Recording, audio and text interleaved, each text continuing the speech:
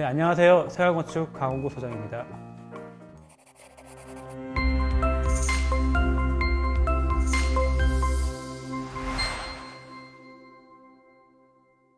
네, 지난번에는 이론과 실제가 다름으로 인해서 생기는 문제를 봤었죠.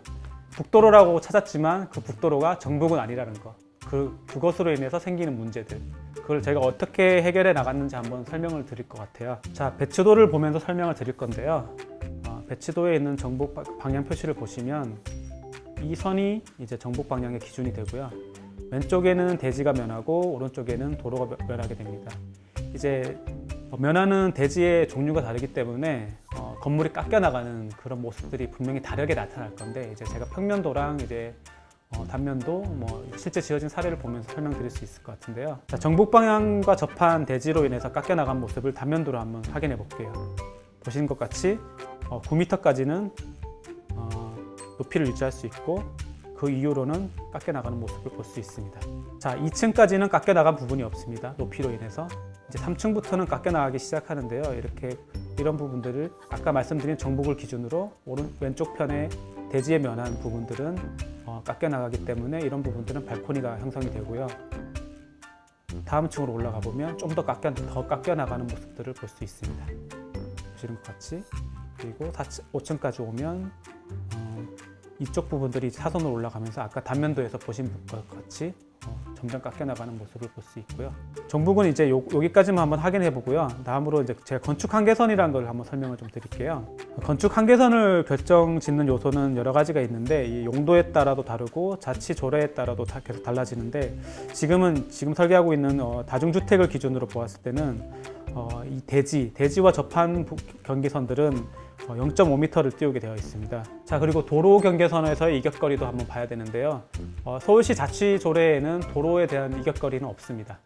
하지만 뉴타운 해제 지역이 있죠. 그래서 뉴타운 해제 지역 심의 가이드라인을 기준으로 보았을 때 도로 중심에서 3m를 띄워서 건축 한계선을 짓게끔 되어 있어요. 그래서 지금 현황을 한번 볼 때 현황의 도로는 4m입니다. 중심선을 보았을 때 여기는 2m가 되겠죠. 하지만 가이드라인에선 3m를 띄우게 지정하고 있습니다. 때문에 이 도로 경계선에서 1m를 띄워야 되는 상황이 생기는 거죠. 그래서 이 부분을 찾지 못하면 굉장히 나중에 큰 걸림돌이 될 수 있기 때문에, 또 건축주가 생각했던 그런 면적들을 찾을 수 없는 조건들이 될 수 있기 때문에 반드시 짚어야 될 문제가 될 수 있고요. 이런 것들은 강력한 규제가 될 수 있습니다. 자, 이제 정북 1조권이라는 것과 건축 한계선이라는 강력한 규제를 살펴보았고요. 이제 이런 규제 안에서, 이 테두리 안에서 이제 보이지 않는 벽이 생기게 되죠. 그래서 그 보이지 않는 벽 안에서 우리는 건축가들은 이제 주차 문제, 연면적 문제, 높이 문제, 단열, 외장재, 그리고 세대수까지 모두 치열한 싸움을 이제 시작하게 되는 겁니다. 자, 그럼 이런 정북 1조권에 의해서 깎인 애매한 모습들, 그런 것들을 어떻게 건축가들이 해결해 나갔을까라는 걸 한번 보여드릴게요. 자, 이제 계획된 평면도를 하나하나 보실 건데요. 지하 1층의 모습과 지상 1층의 모습을 볼 수 있고요. 지상 2층과 지상 3층의 모습을 볼 수 있습니다. 이제 지상 3층부터 이렇게 보시는 것 같이 사선으로 깎여 나가는 모습을 볼 수 있고, 아까 설명드렸듯이 정북 방향을 기준으로 왼쪽과 오른쪽이 깎여 나가는 모습들이 이제 달라지는 것을 볼 수 있는데요. 4층까지 넘어가게 되면 보시는 것 같이 정북 기준으로 오른쪽과 왼쪽에 깎여 나가는 모습들이 계속 달라지고 있습니다. 그래서 저희는 이제 이런 애매하게 나눠진 모습들, 이런 삼각형 집 모습들은 공간적으로 별로일 수 있는데, 저희들은 이런 것들을 최대한 공간적으로 효율적으로, 그리고 외관에서 봤을 때도 좀 더 좋은 모습으로 보일 수 있게끔 디자인을 했습니다. 자, 보시는 게 이제 완공된 건물의 모습인데요.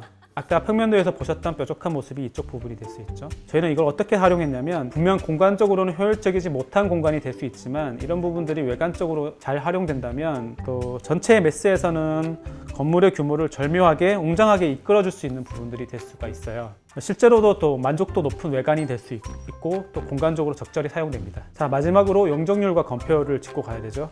다행히도 아까 규정지었던 건축 한계선은 건폐율과 용적률 계산에 적용되는 대지 면적에는 제한을 주지 않아요. 따라서 이 면적은 대지 면적이 116일 때 건폐율 60%를 적용하면 69.2제곱미터가 나오고, 용적률 200%를 적용하면 232제곱미터를 공간을 활용할 수 있는 거죠. 하지만 여기서 만족이 되지 않아요. 정말 좋은 조건의 대지라면 대지일지라도 용적률이 낮아서 원하는 만큼의 면적이 안 나올 수 있다는 거죠. 그때는 확장 발코니라는 방법이 있습니다. 이거는 이제 주거의 용도일 때만 해당하는 건데요. 확장 발코니라는 것은 발코니를 내부 공간으로 활용할 수 있게 합법적으로 허락해 주는 겁니다. 그리고 이 부분은 연면적에 들어가지 않아요. 이 부분이 굉장한 장점이 될 수 있죠. 하지만 주의하셔야 될 것은 건축 면적에 들어갑니다. 건폐율에는 적용될 수 있다는 거죠. 확장 발코니는 지역마다 허용 범위가 굉장히 달라져요. 그렇기 때문에 반드시 사전에 확인하는 것이 중요하고요. 이런 부분은 성공적인 건축주가 되기 위해서 한 번은 짚고 나가야 될 문제가 될 수 있습니다. 설계하는 과정을 참 맛보기만 보여드렸어요. 굉장히 되게 지금 보여드린 부분들은 이제 빙산의 일각이라고 말씀을 드릴 수 있고요. 이렇게 많은 법규를 적용하면서 또 이렇게 치열하게 면적들을 찾아가는 행위들이 도시 지역이기 때문이지 않을까 저희는 생각을 하고 있어요.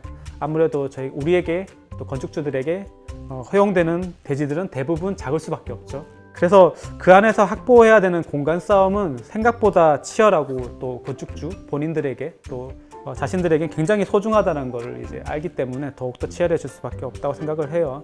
그래서 때문에 우리는 더 많은 공부와 연구가 필요하고 또 그 사이에는 건축가가 필요하다는 것을 꼭 저희가 말씀을 드리고 싶고요. 또 건축가는 매우 중요한 역할을 할 수밖에 없다는 것을 말씀드릴 수 있어요. 대지를 구입해서 건축주가 되고 싶다면 먼저 건축가를 찾아가시는 게 해답이라고 저는 말씀드리고 싶습니다.